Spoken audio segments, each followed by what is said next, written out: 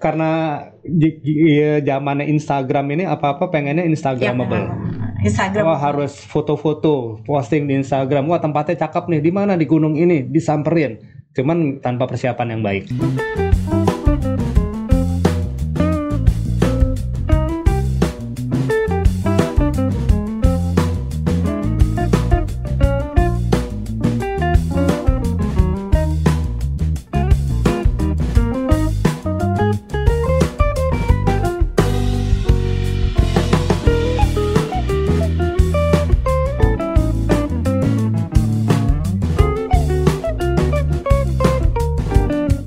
Assalamualaikum warahmatullahi wabarakatuh. Selamat pagi, selamat siang, selamat sore, selamat malam. Welcome back to Asia Live Entertainment Channel. Masih sama aku Vika Hamzah di program Ngasus Ngopi Tapi Serius. Dan kali ini Asia Lovers pada penasaran gak sih gimana usaha wisata atau di bidang wisata, pariwisata itu gimana sekarang di tengah pandemi. Nah, kali ini kita Asia Live ngundang Mas Dodot yang merupakan salah satu dari founder dari PAT Adventure Travel. Halo Mas Dodot. Pagi. Ya, halo. Ya. Gimana kabarnya Mas? Kabar baik, alhamdulillah masih sehat. Alhamdulillah. Dan pokoknya semoga sehat terus. Amin, amin. Mudah-mudahan ya kita dijauhkan dari COVID-19 ini ya. Gitu. Tapi masih tetap nerapin protokol kan Mas? Masih, alhamdulillah. Alhamdulillah. Nah, langsung aja nih Mas. Kan tadi kita udah sedikit ngobrol-ngobrol tentang PAT Adventure Travel nih ya. Nah, aku penasaran nih Mas. Mas, apa sih latar belakangnya dulu ngebangun PAT Adventure Travel ini? Oke. Kebetulan waktu kita semua yang ada di PAT ini kan emang punya latar belakang pendaki gunung gitu. Terus 3 orang kita berempat ya di PAT.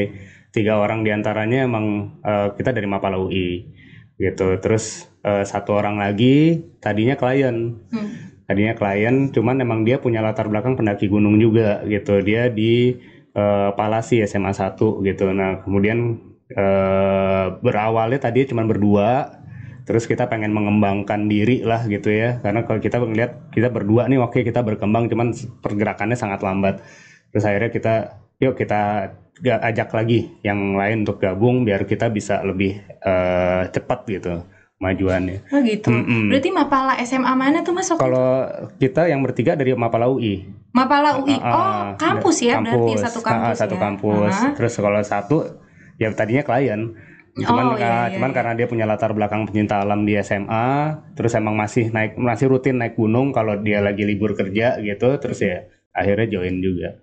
Itu klien berarti sebelumnya Mas Dodot udah sempat open? Udah, jadi kita sempat dia klien kita ke Kartens di Papua. Gitu. Di tahun 2017. Oke. 2018 dia masih statusnya sebagai klien kita. 2018 bulan Juni kalau nggak salah waktu itu jalannya. Nah, terus pulang dari sana, ya selama di sana kita banyak ngobrol terus kita lihat bagaimana dia selama di lapangan gitu, performanya dia, terus hubungannya dia sama kita. Pulang dari situ jadi ada obrolan lebih serius lah. Waktu itu saya masih berdua. Ngobrol lebih serius, terus akhirnya kita pikir udahlah yuk kita juga butuh untuk mengembangkan usaha gitu ya. Akhirnya kita ngajak salah satu klien ini, yang satu lagi ada junior kita di Mapala yang kita lihat dia kehidupannya di dunia guiding pendakian gunung di Indonesia tuh cukup bagus gitu. Makanya kita lihat kita butuh dia untuk bisa mengembangkan produk kita ke depan. Gitu. Jadi akhirnya sejak itu kita jalanlah berempat. Oke. Nah, yang satu itu berarti spesifik di bidang apa nih di PAT ini? Yang bekas klien itu, dia lebih ke urusan administrasi sih di belakang. Jadi kebetulan emang kita pengen PAT ini jadi perusahaan yang tertib administrasi, terutama soal perpajakan ke pemerintah gitu ya. Jadi dan dia punya keahlian itu gitu. Emang kebetulan dia di kantor juga bagian keuangan. Jadi ya akhirnya kita lihat kita memang butuh dia untuk ngurusin perpajakan kita gitu. Oke. Dan yang 3 ini turun gunung langsung. Bahkan yang satu pun kalau ketika dia lagi libur kantor dia juga ikut. Jadi empat-empatnya nih ya, terjun langsung betul. semuanya nih ya. Sebenarnya semua ikutan. Jadi kita yang guide, kita yang ngurusin administrasi harian, kita yang jadi semua ya Emang benar-benar dipegang sendiri dipegang ya. sendiri. Karena kita ngelihat terutama di awal ini kan kita lagi membentuk bagaimana standar service, standar operasi kita gitu. Jadi kita belum berani untuk melepas ke orang. Dan kita juga jujur aja belum ada biaya kalau harus meng-hire orang lain gitu kan. Jadi ya semua kita kerjain sendiri, marketing kita, administrasi kita, nge-guide kita, semua kita yang kerjain sendiri masing-masing. Tapi memang namanya ini PET ya Mas ya. Tadi aku sempat nyebutnya PAT ya, betul. gitu kan. Iya, benar. Ya? Jadi PET ini tadinya adalah kependekan dari Patagonia. Jadi kita dulu namanya awalnya Patagonia Outdoor Service gitu. Nah kemudian di tahun kalau nggak salah antara 2017-2018 kita kena sue dari Patagonia Amerika. Jadi emang di Amerika itu ada produk outdoor namanya Patagonia. Kebetulan waktu itu mereka pengen mulai masuk ke Indonesia. Kalau nggak salah mereka berencana buka toko di Bali gitu. Nah ternyata mereka googling Patagonia di Indonesia itu yang keluar selalu kita gitu. Nah kemudian mereka ngurus lah secara hukum, terus waktu itu pengacaranya dan sebelumnya lewat email, terus pengacaranya juga datang langsung ke kantor kita di Depok untuk menyampaikan tuntutan itu gitu. Akhirnya ya udah kita ngerubah nama, cuman karena kependekan nama PET ini udah dikenal orang gitu, kita nggak mau membuat sesuatu yang baru biar PET-nya tetap ada. Kita akhirnya cari PET ini menjadi sebuah singkatan gitu. Jadi akhirnya namanya jadi Parama Aditya Travelindo. Jadi PET-nya nggak hilang. Diakalinya di situ. Karena udah branding sih ya Mas ya. Udah branding, udah jalan 2 tahun, orang-orang udah mulai banyak tahu gitu tentang PET kemana-mana PET. Kita bikin hashtag di IG juga PET gitu. Terus tahu-tahu kalau kita harus ngerubah itu semua kan sayang gitu. Jadi ya kita cari branding sesuatu apa lagi ya, lagi betul. Akhirnya kita bikinlah jadi singkatan. Itu jadi PAT. Itu berarti dimulai tahun berapa tuh yang dari Patagonia itu Mas? Dari 2016. 2016 di 2018 akhirnya berganti nama jadi PET. PET Adventure Travel atau PET aja? PT Parama Aditya Travelindo. Cuman kemudian kita kalau di mana-mana di sosial media atau penyebutan ke orang-orang kita biasanya PET Adventure. Oke. Sip. Nah, deskripsi sedikit tentang PET ini gimana sih Mas sebenarnya? Dia tuh adventure travel yang lebih ke spesifik kemana atau gimana gitu? Karena latar belakang kita semua pendaki gunung gitu ya dan pemanjat tebing, jadi emang jualan utama kita tuh sebenarnya pendakian gunung gitu. Dan jualan utama kita awalnya kartens piramid di Papua. Cuman berjalan dengan waktu kita ngelihat kita nggak bisa hanya bergantung sama Papua aja gitu. Jadi kita jual juga ke gunung-gunung lain yang di Indonesia maupun yang di luar negeri gitu. Nah selain pendakian gunung juga kita udah mulai coba jual petualangan jenis yang lain. Jadi kayak sekarang kita juga jual safari di Afrika gitu. Karena kita ngelihat potensi pasarnya ada. Banyak orang yang pengen merasakan suasana berpetualang. Cuman aduh kalau naik gunung kok gue nggak kuat ya. Kok lelah ya sekian hari jalan bawa ransel gitu. Mereka pengen situasi adventure-nya masih dapat. Cuman mereka lebih santai gitu. Akhirnya kemarin kita lihat coba yuk kita jual safari gitu. Kita create produk safari. Kemudian kita juga lagi siapin untuk kayaking gitu. Pakai kayak di laut atau di danau gitu ya.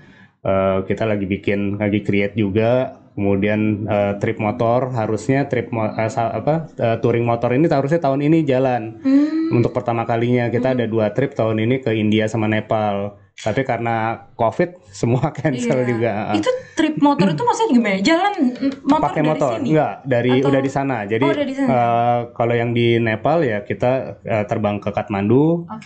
Kita hari pertama istirahat, persiapan, hari keduanya kita mulai jalan pakai motor. Dan itu keliling itu benar-benar totally naik motor gitu ya. Oh gitu. Ternyata ada juga ya, aku baru tahu kita punya 2 trip di India dan di Nepal. Harusnya di Indianya bulan Mei harusnya tahun ini, di Nepalnya bulan Agustus tahun ini harusnya. Oh gitu. Heeh. Nah balik lagi, tadi kan pertama katanya Mas spesifiknya itu di Kartens ya, di Papua. Ya, gitu. awalnya begitu. Awalnya begitu. Kenapa sih milih di sana? Belum banyak yang jualan. Gitu. Alasannya itu? Nomor satu itu belum banyak yang jualan. Pasarnya besar karena Kartens ini kan salah satu gunung tertinggi di dunia. Iya betul. Kalau pernah dengar ada Seven Summit dunia ya. Iya. Itu salah satunya ya? Ini adalah salah satunya. Iya. Indonesia punya Kartens gitu. Jadi kapanpun ini tetap akan dicari orang gitu. Semua orang seluruh dunia akan berusaha untuk naik Kartens. Dan untuk orang Indonesia sebuah prestis tersendiri kalau mereka udah pernah nyampe ke Kartens. Karena selain gunung tertinggi di Indonesia, Kartens ini juga salah satu yang Seven Summit dunia, terus juga masih ada saljunya gitu. Bukan di Kartensnya ya, saljunya sih di Puncak Jaya. Cuman masih di wilayah itulah. Jadi biasanya klien kita tidak hanya ke Kartens, biasanya mereka minta dari Kartens mereka tambah ke Puncak Jaya karena satu kawasan. Masih satu kawasan. Jauhnya berapa lama tuh Mas? Dari Kartensnya sendiri sampai ke Jaya? Kita base camp-nya sama. Base camp-nya kalau mau Puncak Kartens atau Puncak Jaya tuh sama. Jadi cuma masing-masing satu hari. Pulang pergi, semuanya pulang pergi ke base camp. Jadi nggak ada ini. Paling yang ke base camp-nya yang kita pakai helikopter. Gitu. Kita pernah trip jalan kaki lewat jalur tradisional sampai base camp itu 6 hari. Kalau naik heli cuman 1 jam. Wow. 1 jam nggak sampai. Betul, bedanya terlalu jauh, betul. Oke. Nah itu stepnya kalau misal mau naik ke Kartens itu awalnya gimana dulu tuh Mas? Ya biasanya misal kita start dari Jakarta nih ya gitu. Gimana tuh? Ya kebanyakan kan kalau saya sampai sekarang nih tamunya masih lokal, masih orang Indonesia. Kita belum pernah dapat tamu dari luar.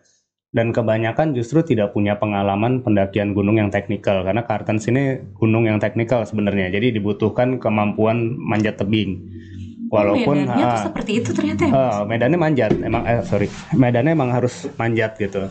Cuman emang udah ada fix rope-nya, jadi kita udah nggak perlu benar-benar free climbing. Cuman udah ada tali yang untuk mengamankan kita. Cuman tetap dasar-dasar memanjat tebingnya harus ada. Jadi biasanya kalau setelah orang menyatakan minat untuk ikut gitu, terus kita kan ada minimum jumlah orang tamu gitu ya.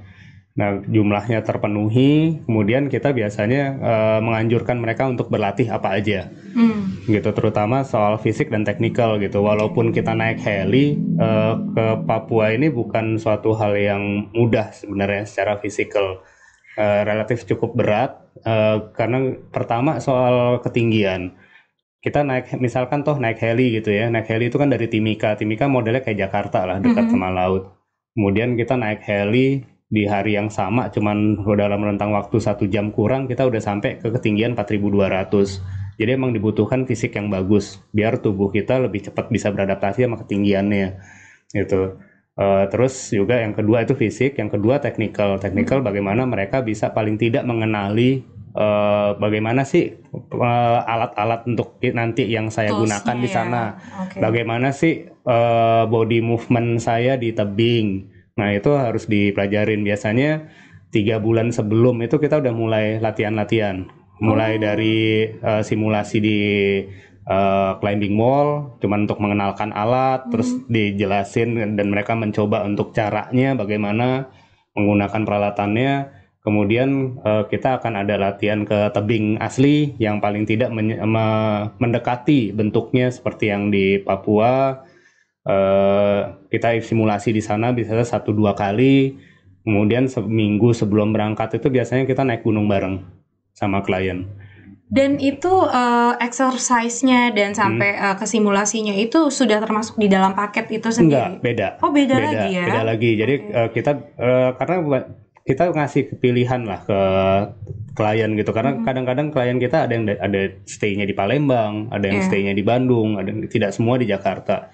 Nggak mungkin mereka masuk ke Jakarta hanya untuk latihan, pulang pergi segala macam, nggak mungkin. Jadi biasanya kita ngasih ini latihannya begini, mau sama kita silahkan, nih kos tambahannya sekian untuk latihan.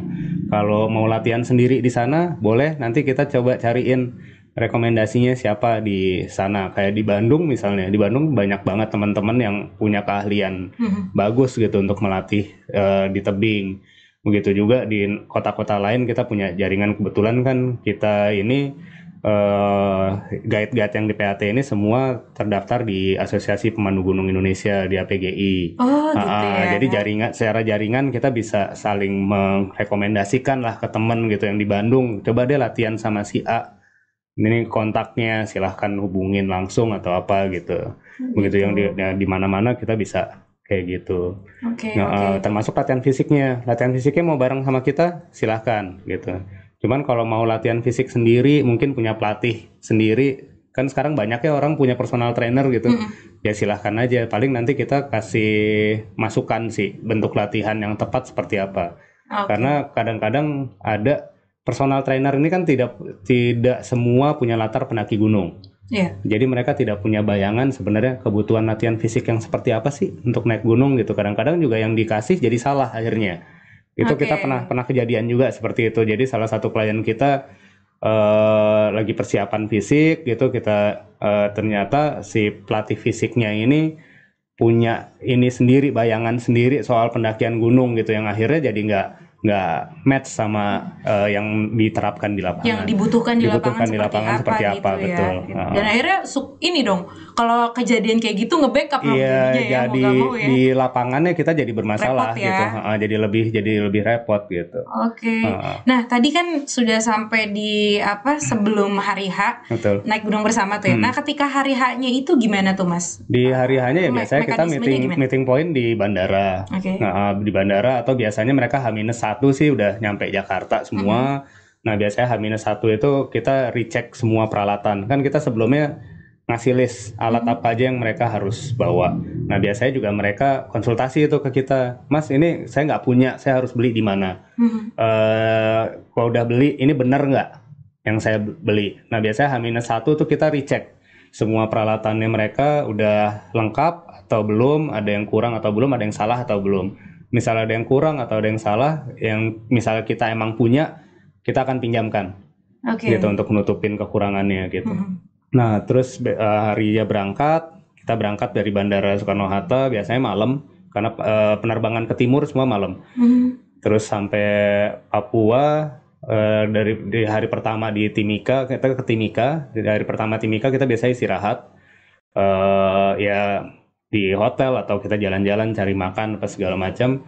Besok paginya kita pakai heli langsung ke sana, langsung ke base camp. Gitu. Nah, cuman Papua ini kendala utamanya cuaca sebenarnya. Gimana sih cuaca di sana, Mas? Saat ini hampir tiap hari hujan. Hampir tiap hari di Timika itu hujan. Jadi kalau udah hujan, helinya nggak mau terbang. Karena nggak aman ya. Karena nggak aman secara cuaca gitu. Dan cuaca ini ada dua, cuaca di sea level, di Timika ini sea level ya, sama cuaca di gunung. Jadi misalnya di Timika cerah pun, kalau gunungnya hujan, mereka nggak mau terbang. Karena begitu terbang mereka nggak bisa landing, itu kita kena biaya kan, harus bayar biaya gitu. Jadi charge-nya ada charge-nya lagi. Jadi biasanya akhirnya delay itu. Ya, tambah 1 hari kita lihat besok gitu. Ya, itu kendalanya di Papua, salah satunya itu nggak ada kepastian sebenarnya soal cuaca. Nah, terus kalau misalnya udah dipatok nih schedule-nya ini gitu, ketika ada kendala seperti ini itu gimana? Biasanya kita kembaliin lagi ke klien, mau nunggu sampai cuacanya oke atau ya cancel gitu. Nah, pilihannya hanya itu? Hanya itu. Jadi nggak bisa ngotot tetap jalan tuh nggak bisa ya? Nggak bisa. Walaupun misal tanpa heli deh gitu, jalan 6 hari. Jalannya panjang banget. Mundur lagi dan jadi waktunya. Berangkatnya udah bukan dari Timika soalnya kalau jalan itu. Lain startnya. Kalau jalan dari mana? Kalau jalan dari Nabire masuknya. Gitu. Dari Nabire kita naik pesawat kecil lagi ke kabupaten terakhir di Sugapa. Dari Sugapa baru kita jalan kaki. Tapi ada klien yang minta? Ada yang minta, cuman udah 3 tahun terakhir ini kita udah nggak mau lewat jalan kaki lagi karena faktor keamanannya nggak menentu. Lagi pula juga ngabisin energi nggak sih, Mas? Ya pasti, pasti kan? Karena kalau kita jalur trekking gitu ya, itu butuh kondisi fisik yang jauh lebih bagus lah, bagus lagi karena 6 hari kita baru sampai base camp. Jadi pulang pergi Jakarta itu kalau kita hiking 18 hari totalnya, 18 sampai 20 hari. Kalau kita pakai heli, misalnya cuacanya bagus, semuanya lancar, PP Jakarta cuma 7 hari. Gitu, jaraknya jauh banget gitu. Cuman secara biaya 11-12 antara pakai heli dengan jalan kaki yang panjang itu. Iya, lebih baik pakai heli Iya, lebih betul. efisien Iya, segalanya secara ya. waktu, secara biaya semua lebih efisien. Lebih enak juga Betul, ya. betul. Oke. Kalau ke Papua. Terus ketika sudah, misal ya, tadi pilihannya antara cancel atau nunggu. Ketika klien minta, yaudah nunggu aja. Terus habis itu naik kan, gitu Iya. kan, naik setelah cuaca udah oke. Nah itu gimana tuh prosesnya lagi? Ya sampai base camp kita pasti aklimatisasi dulu hari pertama. Aklimatisasi itu proses penyesuaian tubuh dengan ketinggian, karena kan kadar oksigennya beda, lebih tipis di atas di ketinggian. Apalagi itu udah 4.200. Sementara dari sea level langsung naik ke 4.200 dalam waktu nggak sampai 1 jam itu cukup bahaya, karena cukup riskan, cukup riskan gitu. Nggak usah pakai heli, kita jalan terlalu cepat di ketinggian aja bisa bermasalah gitu, apalagi ini pakai heli. Jadi hari pertama biasanya kita istirahat, aklimatisasi, jadi istirahat aktif. Jadi kita sampai base camp, makan, istirahat sebentar, terus kita jalan-jalan sekitaran base camp. Besok kita lihat kondisinya, misalnya kondisi semua bagus, besok hari keduanya kita simulasi, latihan itu kan pemanjatannya multi pitch ya. Multi pitch itu maksudnya ada beberapa step sampai ke puncak. Nah biasanya kita simulasi sampai pitch 1. Pitch 1 itu mungkin sekitar 50 meter atau 70 meter naik gitu. Kita naik sampai situ, kita turun lagi untuk membiasakan biar besoknya pergerakan bisa lebih cepat gitu. Karena perubahan cuaca di atas pun sangat cepat. Jadi bisa jadi, wah cerah banget ya, dalam waktu sekian menit, sekian jam, tahu-tahu bisa badai salju. Itu udah suatu hal yang lumrah. Di sana ada badai salju juga, Ada. Kemarin 2000. Itu di Cartonsnya atau? Di Cartonsnya. Ya. Oke. 2018 itu waktu kita naik yang grup ketiga, itu pagi itu cerah banget. Kita kan jalan mulai dari jam 5 ya, jam 5 pagi kita udah jalan dari camp. Itu cuaca cerah banget, bintang kelihatan segala macam. Begitu perubahan cuaca itu baru mulai berubah tuh jam 10 tahu-tahu mendung gitu. Jam 12 siang itu udah hujan salju, udah hujan angin, salju, air itu campur semua gitu. Jadi perubahannya sangat cepat gitu, dan makin lama makin deres. Jadi kita waktu itu sampai puncak juga nggak bisa berlama-lama karena kita harus ngejar waktu. Sebelum kondisi makin jelek ya kita udah harus segera turun gitu. Sampai puncak cuman foto-foto sebentar, langsung kita push tamu kita untuk segera turun. Jangan berlama-lama di puncak gitu.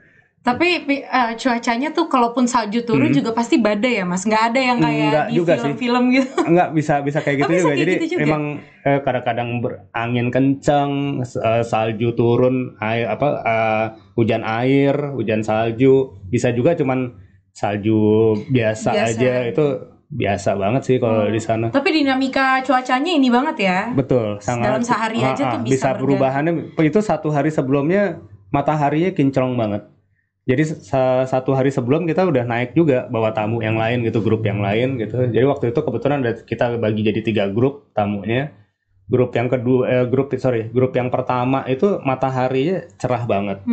Grup yang kedua mulai jelek, grup yang ketiga yang paling jelek kondisinya. Itu perubahan waktunya, perubahan cuacanya tuh dalam rentang waktu yang kalau orang sering nanya kan, musim yang terbaik kapan?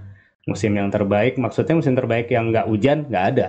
Karena kita nggak bisa menjanjikan, wah pasti cerah nih bulan ini sampai bulan ini pasti cerah, nggak bakal ada hujan, nggak bakal ada apa-apa, nggak juga.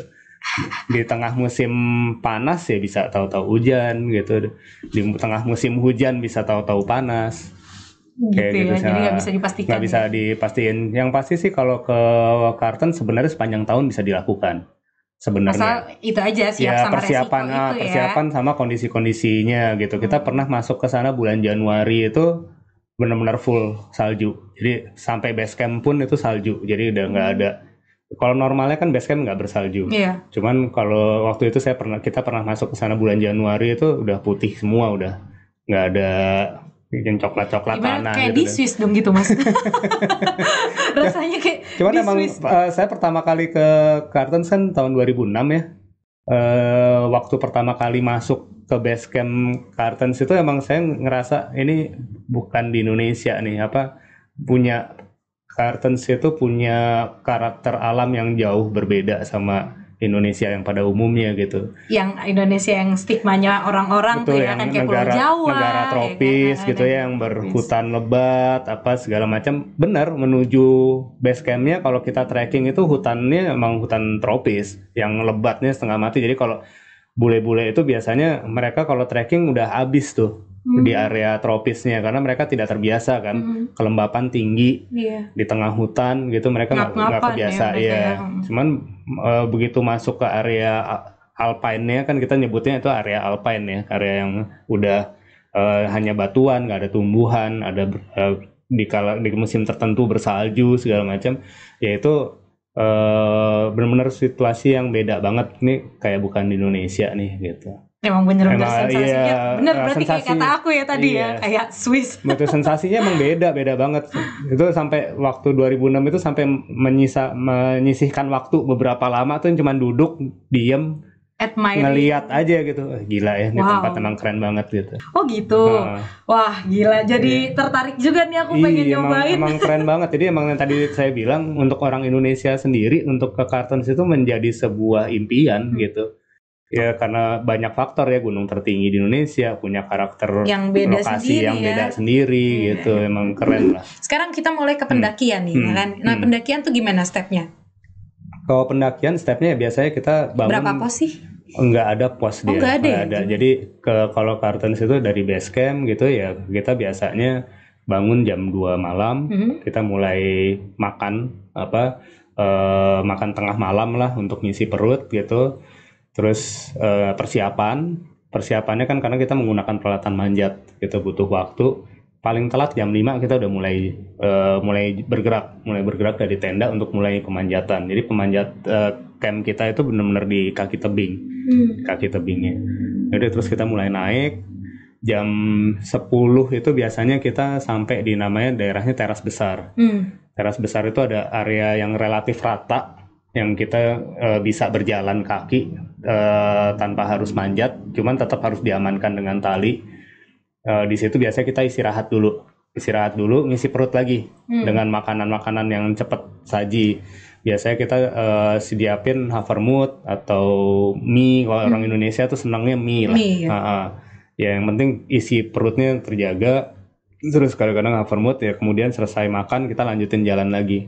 Biasanya kalau grupnya cepat jalannya, bukan cepat, beda nih cepatnya orang Indonesia sama cepatnya bule itu beda. Lain ya. Kalau bule biasanya makan siang udah di bawah lagi, gitu, dan mereka jalan relatif biasanya lebih siang. Kalau orang Indonesia jalan lebih pagi, pulang lebih malam, gitu. Kan lama di atas Lama ya. di perjalanannya. Di perjalanannya. Karena beda karakternya gini. Kalau orang bule ke Kartens itu biasanya mereka udah menjalani pendakian-pendakian yang lainnya, yang ke gunung-gunung lain. Kalau orang Indonesia pertama kali mereka merasakan gunung yang sulit itu di Kartens. Jadi kalau orang bule bisa bergerak lebih cepat. Biasanya kalau orang bule makan siang udah nyampe bawah, orang Indonesia itu secepat-cepatnya siang itu nyampe di puncak. Siang baru nyampe puncak. Siang baru sampai puncak. Jadi jam 10 itu kan kita deadline. Biasanya sih ada yang sebelum jam 10 udah sampai teras besar. Cuman kebanyakan rata-rata jam 10-an. Nah, sampai puncak itu jam 12, jam 1, kita foto-foto apa segala macam, segera turun. Paling rata-rata nyampe base camp lagi itu antara jam 6 jam 8 malam. Cuman kita juga pernah yang kebetulan saya pribadi waktu itu yang nyampe base camp lagi 24 jam total. Jadi berangkat jam 5 sampai camp lagi jam 5 pagi. Wow. Itu udah sebenarnya itu nggak safety gitu, nggak safe untuk sebuah perjalanan seperti itu gitu. Makanya kita dan alhamdulillahnya cuaca cukup bagus. Cuman nggak safety-nya tuh gimana Mas? Maksudnya terlalu lama di jalan gitu, tubuh kita terlalu lama terpapar dingin di tempat yang terbuka. Gimana gitu. Ada resiko hipotermia, terus ya cuaca cepat berubah gitu. Ya untungnya masih dilindungi Tuhan lah, cuaca cukup bagus saat itu. Jadi nggak sampai kenapa-napa. Sip. Gitu. Nah, untuk mostly itu benar-benar cuman manjat. Persenannya tuh berapa? Antara manjat sama jalan tuh berapa? 90%-nya manjat. 90% manjat. Kalau kita bicara Kartens ya, 90%-nya manjat. Oke. gitu. Jadi emang toolsnya harus komplit tuh makanya Iya, ya. betul. Jadi main tools terus tuh ya Mas ya. Sampai atas semua, kita nggak lepas dari alat. Dan nggak boleh lepas dari alat karena emang di tempat yang relatif kita bisa jalan pun ada peluang kita jatuh sebenarnya. Yang tadi di teras besar itu yang Betul. Mas bilang Iya. rata, itu pun juga Nggak rata benar sebenarnya. kemiringannya juga. Iya, cuman relatif kita udah mulai bisa jalan Oke. di situ. Nah, gitu. Nah, cuman kan selain Kartens kita punya destinasi yang lain gitu ya. Sebenarnya gunung-gunung lain di Indonesia pun kita bisa create gitu. Cuman emang sampai saat ini untuk gunung lain di Indonesia itu kita lebih ke by request. Custom gitu Custom, ya. semuanya Dia- custom. Kenapa? Karena kita bicara yang dekat Jakarta kayak Gunung Gede misalnya. Iya. Orang yang jualan Gunung Gede itu mungkin ada ribuan kali operator yang jualan Gunung Gede seluruh Indonesia. Mulai dari operator yang resmi sampai operator dengan tanda kutip ya, maksudnya sebenarnya personal doang gitu, bukan tidak berbentuk sebuah PT atau CV. Itu banyak banget. Range harganya kayak Gunung Gede aja mulai dari cuman 200.000 sampai 3 juta itu ada gitu. Nah, kalau kita jualan biasa aja seperti yang lain gitu di situ itu agak berat. Karena orang pasti akan Pemainnya juga udah banyak. pemainnya ya. banyak dan kemudian jadi membandingkan harga Iya, gitu. betul. Apa perang servis, perang harga itu nggak terhindarkan. Iya betul. Gitu. Jadi kita emang biasanya kalau ke gunung-gunung yang lain emang orang yang udah tahu kita, udah tahu bagaimana servis kita. Jadi mereka nggak lagi membandingkan dengan yang operator lain gitu. Jadi target pasar dari pet ini segmented banget ya, bener-bener Betul. yang ya, contohnya yang Iya. mau ke Kartens gitu Iya, atau iya.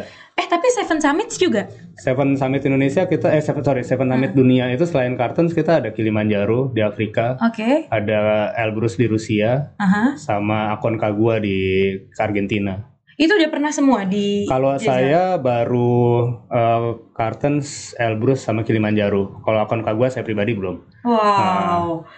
Gitu. Mantap, keren. Tapi lanjut lagi yang Kartens tadi, Oke. itu dari Kartens ke Jaya sendiri berapa lama?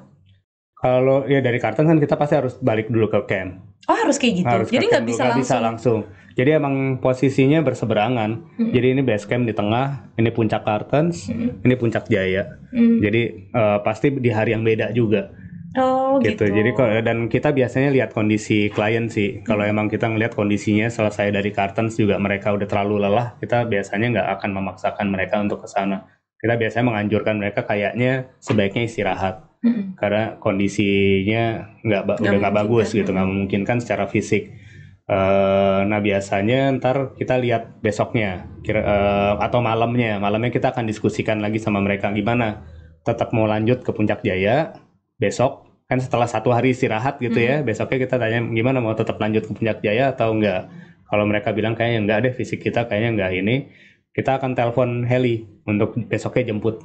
Ini kondisi di base camp ya? Di base camp, Masih base camp betul. ya. Oke. Kan kita pakai telepon satelit ya. Iya. Jadi kalau emang apa ya kita langsung hubungin ke heli gitu. Oke, kita jemput besok. Oke, gitu. Kalau misal memang kondisi oke, Biasanya kita lanjut ke extend Jaya. lagi. Nah, itu berapa lama tuh naik ke Jaya? Kurang tergantung fisik juga sebenarnya. Cuman rata-rata sih tetap 1 hari pulang pergi. Berangkat tetap pagi. Cuman ke Balik Puncak malam. Jaya itu sore atau malam udah sampai camp. Medannya tuh gimana sih kalau Jaya? Kalau Puncak Jaya nggak manjat. Mendaki biasa? Mendaki biasa. Sensasinya yang beda itu di Puncak Jaya kan masih ada saljunya. Walaupun makin lama makin tipis nih. Bener-bener makin Gitu. tipis Jadi ya, Mas? sekarang malah di puncaknya persis udah nggak ada salju Sama sekali. sama sekali. Tapi Mas Dodot pernah ngalamin yang ada 2006 itu saljunya ada? masih banyak. Masih Secepat tebal. itu Mas, sekarang Baru 2000. Saya ke sana 2016 aja udah nggak ada apa-apa. Udah maksudnya puncaknya udah nggak ada salju. 2016. Tapi pengaruh nggak sama musim? Maksudnya mungkin ketika lagi musim panas kesana Pastinya kalau musim hujan gitu ya atau yang lebih curah hujannya lebih tinggi pastinya Mungkin akan masih lebih ada tebal. ya. Pasti akan lebih tebal. Cuman secara umum ya perubahannya emang udah sebanyak Kelihatan itu. banget ya. Karena saya berangkat di 2006 sama 2016 itu range-nya 10 tahun di waktu yang sama. Maksudnya bulannya kurang lebih sama. Kurang lebih sama. Dan itu kelihatan banget perbedaannya. Iya, 2006 itu saya ke sana, saya masih jalan di salju cukup panjang, di padang saljunya masih cukup panjang, di puncak masih ada salju. Di 2016 jalan udah nggak ada lagi padang salju, cuman es. Jadi kita harus pakai krampun 2006 saya nggak pakai krampon karena salju Karena aja gitu. salju. Nah, jadi kaki ketanam di Aman salju ya. lah gitu ya, nggak licin. Cuman di 2016 udah ice, jadi udah harus pakai krampon biar sepatunya mencengkram ke es, nggak jatuh. Jadi gitu. climate change itu emang benar-benar dampaknya nyata adanya ya. dampaknya luar biasa. Oke. Nah, kalau di Kartens tadi puncaknya itu gimana kriteria ininya? Apa namanya? Bentuknya ya. Bentuknya kecil banget ya karena dia tebing ya. Bentuknya kan kenapa dibilang Kartens piramid karena bentuknya kayak piramid gitu. Di atasnya Tajam ya, gitu ya. bencing aja gitu. Jadi kalau kita lihat dari bawah bentuknya ya emang kayak piramid gitu. Jadi di atas kurang lebih ya udah cuman cukup untuk sekian orang gitu, sempit lah puncaknya. Oke. Gitu. Jadi memang beda banget ya puncak Kartens sama puncak Sijaya ini ya. Beda. Dan memang karakteristiknya Karakter juga beda. ya. Kalau kita zaman kita kecil tuh ngelihat di peta Indonesia puncak Jaya 5.000 sekian, mungkin emang benar karena dulu saljunya masih tebel. Sekarang kan dia tingginya justru di bawahnya Kartens Piramid. Kartens Piramid kan 4884. Puncak Jaya itu udah di bawahnya dia 487 sekian. Itu pengaruh dari saljunya yang makin habis gitu. Kalau dulu di Sekretariat Mapala UI ada foto ekspedisi tahun 72, itu lidah saljunya masih di base camp. Sampai base camp. Lidah saljunya itu sampai di base camp. Dan sekarang udah enggak. Aduh sedih jadinya ya ampun. Jadi perubahannya emang cepet banget gitu. Jadi waktu itu saya sempat baca ada ahli cuaca gitu ya, ahli climate change itu yang dia bilang mungkin 2022 salju di Puncak Jaya udah nggak ada sama sekali tersisa gitu. Dinginnya doang. Kelihatan dari proses degradasinya menurutnya gitu. Diperkirakan 2022 udah nggak ada saljunya. Udah Asia Lovers buruan cepetan nanjak sama Fed nih. Bentar tahun 2021 ya habis pandemi ya. Gitu. Aduh yang 2022 udah nggak ada tuh ya ampun. Dugaannya ya. Mudah-mudahan sih enggak lah. Nah, cuman emang kan puncak gunung bersalju di garis khatulistiwa tuh ada 3. Jadi ini kan garis khatulistiwa daerah tropis ya. Di sepanjang garis tropis ini ada 3 puncak gunung bersalju sebenarnya selain Puncak Jaya. Itu ada Kilimanjaro di Afrika, Tanzania, kemudian ada Chimborazo di Ekuador. Yang sekarang masih tetap ditutupin salju tinggal Chimborazo. Kilimanjaro pun kurang lebih udah sama. Jadi waktu saya ke sana bulan Maret tahun 2019 sama bulan Juni 2019 itu udah nggak ada saljunya. Jadi ya kita ngelewatin salju yang dikit gitu. Jadi cuman hanya di musim tertentu juga di sana ada saljunya. Jadi nggak sepanjang waktu. Kalau di Ekuador masih sepanjang waktu masih ada, cuman masalah tebel tipis aja. Jadi dia kalau kondisinya saljunya lagi tipis di Ekuador itu justru nggak naik karena relatif lebih berbahaya daripada ketika saljunya masih banyak. Karena itu tadi ya, es itu betul, ya. Saljunya makin menipis, jadi udah icy sama ada bagian-bagian yang terbuka. Yang bagian yang terbuka udah nggak ada esnya pun ini kan bentuknya batuan. Dan karena dia lama ketutup salju, batuannya nggak solid. Gitu. Jadi rapuh, rontok, ya bisa pecah, bisa rontok segala macam. Jadi kita jalan pun nggak aman. Justru gitu. Dianjurkan ketika saljunya lagi tebal. Betul, kalau di Ekuador ya. Kalau di gunung apa tadi? Chimborazo. Yang termasuk Seven Summit. Nggak termasuk Seven Summit. Oh dia gitu. Nggak termasuk. Kalau Kilimanjaro iya. Kilimanjaro termasuk Seven Summit. Cuman di garis khatulistiwa itu yang menarik ada 3 gunung bersalju sebenarnya. Gitu. Oh ini yang 3 gunung bersalju di garis khatulistiwa. Ya. Oke. Aku paham. Nah balik lagi ke keterampilan khusus ketika naik tadi ya. Nah keterampilan khusus yang untuk ketika misal nih klien mempelajari ketika mau naik ke Kartens itu samakah dengan ketika dia mendaki gunung-gunung yang lain? Enggak. Atau beda lagi sendiri. Karena jadi exercise-nya lain ya? Karena Kartens memang punya kebutuhan ada tadi kemampuan manjat tebingnya harus ada. Paling tidak mengenali peralatan dan memahami body movement di tebing. Nggak perlu jadi jagoan manjat untuk ke sana, cuman paling tidak memahami bagaimana sih gue harus bergerak di tebing, bagaimana sih gue menggunakan peralatan-peralatan ini nama alatnya apa, karena kadang-kadang kita kan tidak bisa selalu di sampingnya klien. Kita kadang-kadang jarak cukup jauh gitu, yang mana kita kasih instruksi itu teriak, yaitu kalau bahasanya nggak sama, dia tidak paham artinya, tidak paham alatnya, itu jadi kendala kemudian gitu. Jadi biasanya emang sebelum berangkat itu di latihan teknis itu ya kita selain menyamakan bahasa, mempelajari menggunakan Istilah-istilah peralatan, ya. memahami istilah-istilah dalam tebing kayak gitu-gitu itu semua Harus dilakukan di situ. Iya. Terus paling sulit tuh apa? Maksudnya? Yang gunung yang paling sulit yang pernah didaki tuh apa? Sulit kan relatif ya, masing-masing agak beda gitu. Kalau kayak Kartens emang sulit secara teknis. Gitu. Nah, cuman kayak kebetulan saya baru selain Kartens, kalau yang di luar negeri baru ada Kinabalu di Malaysia, Kilimanjaro di Afrika, sama Elbrus di Rusia. Kayak Elbrus menurut saya pribadi tingkat kesulitannya adalah dinginnya. Dinginnya dia kemarin saya pas summit minus 25 di Elbrus gitu. Selain itu kita dituntut bisa mampu menggunakan peralatan salju. Peralatan salju untuk pendakian kan ada krampon, Ice Axe. Ya yang paling utama krampon dan Ice Axe gitu ya. Selain ada tetap harus pakai harness, pada latihan jatuhnya dulu, jatuhnya kan juga harus beda, ada tekniknya gitu. Itu juga punya tingkat kesulitan tersendiri sebenarnya, terutama untuk orang Indonesia yang tidak terbiasa menggunakan peralatan itu. Kalau Kilimanjaro punya tingkat kesulitan yang beda lagi karena dia penambahan ketinggiannya cepat, day by day-nya. Jadi kalau di sana penambahan ketinggian per harinya adalah 1000 meter, sementara itu sebenarnya tidak dianjurkan dalam pendakian. Penambahan ketinggian itu harusnya tidak boleh sampai 1000 meter per hari. Nah di Kilimanjaro kalau kita lewat jalur yang umum namanya Marangu Road itu dia penambahan ketinggiannya per hari 1000 meter. Jadi untuk orang Indonesia itu sangat rentan gitu. Jadi cuman kondisi badan ya. Tergantung kondisi badan sama emang mereka udah terbiasa. Mereka dibilangnya ada pole-pole. Pole-pole itu pelan-pelan. Jadi jalannya sangat pelan. Jadi kalau untuk orang yang kita agak sulit tuh membiasakan diri dengan jalan yang sepelan itu gitu. Ada beberapa kali saya bawa klien itu mereka rata-rata tidak terbiasa jalan sepelan itu. Karena ya kembali lagi sih ke fisik. Kalau fisiknya bagus sebenarnya nggak ada masalah jalan sepelan apapun. Cuman kalau kondisi fisiknya juga sebenarnya nggak terlalu bagus, dia terbiasa jalan begini dan tahu-tahu harus ngerem speednya, itu cukup mempengaruhi fisik sih. Gitu. Nah, karakteristik Kilimanjaro itu sendiri gimana? Runcing atau? Nah, Kilimanjaro enggak. Kilimanjaro juga gunung berapi.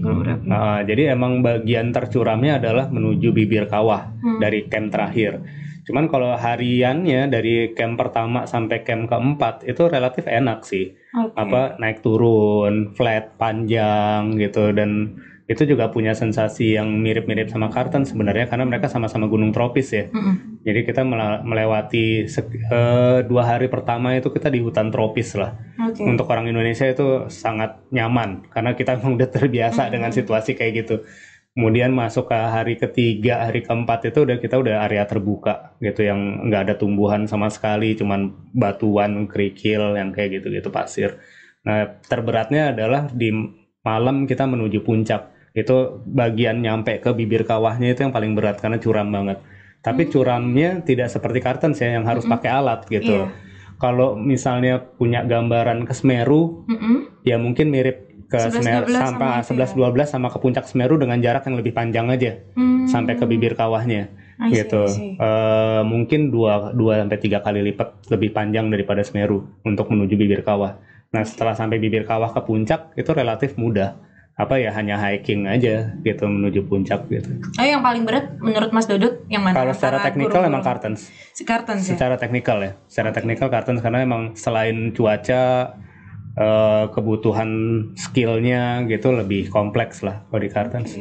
Nah, Mas Dodot sendiri punya mungkin saran atau sedikit share gitu ke teman-teman yang sesama suka adventure travel gitu. Boleh dong di-share gimana nih buat kita survive atau persiapan nanti untuk. Kalau misalnya di masa pandemi sih ya usahakan persiapan kita sebaik mungkin dalam hal tadi kayak pemilihan hari, usahakan tidak di hari yang ramai gitu ya. Terus kalau toh kita harus jalan di hari yang ramai, bagaimana strategi kita untuk jangan sampai kita berinteraksi terlalu banyak dengan orang yang lain. Terus kalau yang secara umum ini banyak banget terjadi. Kalau tadi kita bicara soal tadi ya persiapan gitu ya, boleh percaya atau tidak, nilai kecelakaan, jumlah kecelakaan di gunung pasca dibukanya lagi gunung-gunung itu gede banget. Dari kita gunung kan mulai dibuka kemarin bulan Juni atau Juli. Itu sampai dengan bulan Agustus itu udah ada lebih dari 5 kecelakaan di gunung yang semuanya ada korban jiwa. Itu nilainya itu tinggi banget loh, gitu, angka segitu gitu. Jadi dalam beberapa bulan hampir 10 kecelakaan dan semuanya ada korban jiwa. Dan semuanya berangkatnya dari kurangnya persiapan. Gitu. Jadi jangan, gunung ini bagus, alam Indonesia luar biasa. Cuman bukan berarti kita datang ke sana tanpa persiapan yang baik dan benar gitu. Jadi persiapkanlah diri kita. Sekarang gampang kok, beda sama dulu. Kalau dulu kita mau belajar tuh susah. Bener. Nyari bukunya aja susah. Sekarang kita tinggal buka internet, googling. Kayak kita misalnya yang kebanyakan terjadi kan hipotermia kalau di Indonesia. Ya udah tinggal cari bagaimana mengatasi hipotermia atau bagaimana menghindari hipotermia. Itu semua udah keluar tuh datanya. Terus tahu musim. Ini musim apa sih? Musim hujan, musim panas atau apa? Musim panas bukan berarti nggak dingin. Karena musim panas itu di gunung justru lebih dingin daripada musim hujan. Kalau musim hujan relatif lebih hangat. Cuman kan masing-masing beda nih. Kalau musim hujan oke, lebih hangat. Cuman kita butuh peralatan yang lebih banyak soal bagaimana kita menahan air biar badan kita nggak basah. Kalau musim panas karena terlalu lebih dingin, ya bagaimana kita membawa peralatan pakaian hangat yang cukup untuk menghindari badan kita terpapar dingin gitu. Jadi hal-hal seperti itu perlu kita pelajarin gitu. Dan gampang banget sekarang belajarnya. Saya sampai waktu itu saking gemesnya, saya ambil nge-grab beberapa grafis di internet, saya posting di IG tentang hipotermia. Cuman bilang betapa mudahnya loh kalau kita mau belajar sekarang. Ternyata di internet tuh banyak banget gitu. Kenapa kok sampai masih terjadi kecelakaan gitu. Jadi jangan lihat apa-apa dari sisi harga. Karena sekarang sebenarnya jauh lebih mudah juga dari zaman saya dulu mulai naik gunung gitu.